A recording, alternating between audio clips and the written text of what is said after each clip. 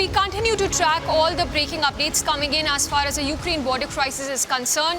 In fact, the latest visuals on your screens right now which show how the Russian military, beg your pardon, has begun the transfer of captured Ukrainian equipment to Luhansk and the Donetsk People's Republic. In fact, those are the visuals on your screens right now of how the Ukrainian tanks are now being captured by the Russian army and are now being transferred to the Luhansk and the Donetsk People's Republic. Remember, this comes at a day when round 4 of talks are going to happen between Russia and Ukraine. Kritsveen, we are looking at round 4 of the talks between Russia and Ukraine. Very important indeed, because remember, Zelensky just a few days ago made a very important statement saying that Ukraine is no more vying for NATO membership. With now that of the charts, do you think there's some resolution in sight?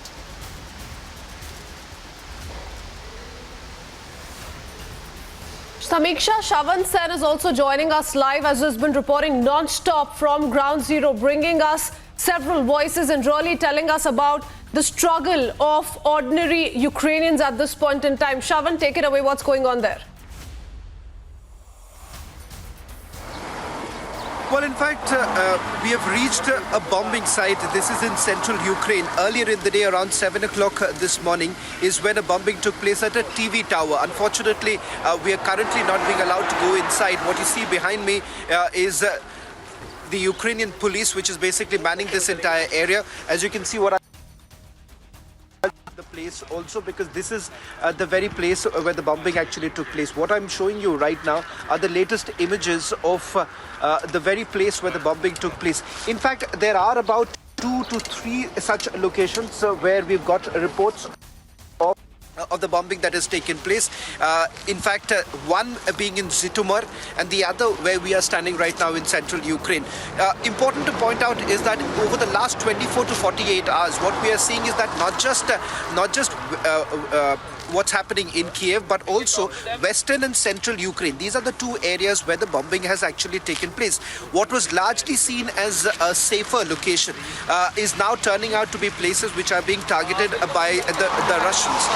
The quick update that we can give to our viewers right now in terms of what's really transpired in the last 24 to 48 hours is that with regards to Kyiv, there hasn't been any offensives that have been conducted by the Russians, be it on the northwestern side or the northeastern side, because these are the 2 places from where they're trying to enter. But this appears to be the lull before the storm right now, Kritsveen, simply because there is intelligence reports to the extent that right now what the Russians are trying to do is perhaps try to remove.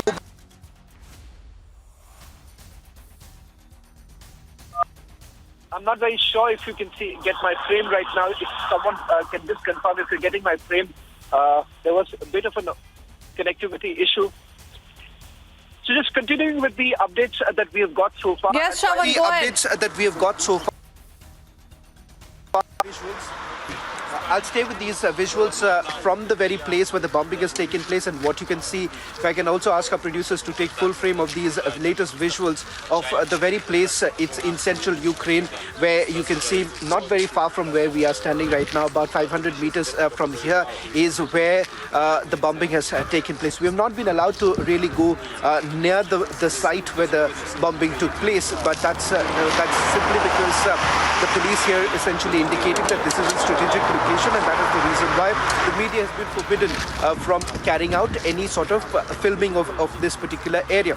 Now, let me just take you through the details that we are picking up in terms of the bombing that has taken place in multiple areas. So yesterday, remember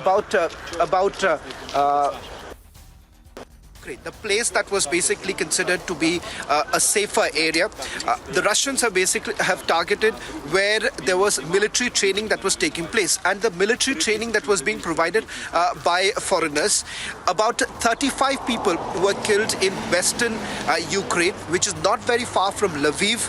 Remember, Lviv is largely the gateway for the migration that's actually taking place, the displacement that is taking place, people who are leaving Ukraine and perhaps going into countries like Poland, Hungary, Romania, and as you can see just behind me, the kind of security situation right now on the ground. The offensives are no longer being limited to perhaps just Kyiv, because what we are seeing is that over the last few days there are places down south in Donetsk as well as Luhansk where the Russians have basically amped up their entire offensive. There are several towns north of Mariupol that has now been captured by the Russians, but there is intense battle that is taking place in Mykolaiv. Now Mykolaiv, as far as the battle that is concerned, the Russians haven't been able to capture that place. In Odessa, we're given to understand that in the days to come, the Ukrainian authorities do suspect that there is a possibility that the offensive could just increase in Odessa. They would make an attempt to try and capture that. Now, important to point out here is that there has been a great attempt that has been made by the locals here, Ukrainians who are standing with their army. The reason why the Russians have been able, have basically slowed down is primarily because of two reasons. One, there are logistical challenges that they are facing at this point in time, and second, with regards to the fact that how there is a fuel shortage that that's being witnessed in the convoy that is moving towards Kyiv. So things are very different at this point in time in terms of the challenges that they are facing. But this could primarily be the lull before the storm, because there are intelligence reports that are also. Reports basically suggest that in the days to come, things could be very different in terms of the assault that can take place, the imminent siege, if I may say so, imminent siege of Kyiv, that could also take place. So important to highlight here is that right now, over the last 24 hours, we haven't seen much kind of a movement that in places like in Kyiv particularly, there hasn't been much movement. But as you see right now, because we are in a bombing site right now, all such efforts that are basically being made to ensure that the operations basically continue, and there is an attempt that has also been made, that is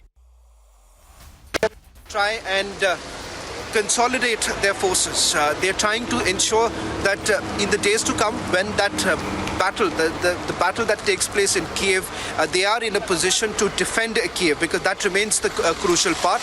But as we talk right now, there are also reports that are coming in of the negotiations between Ukraine and Russia. Around 10:30 this morning, there was another set of negotiation that is taking place. We'll have to wait and watch to see how things basically pan out as far as these negotiations are concerned, because that's going to be very, very crucial to see whether at all there is an end sight as far as this war goes.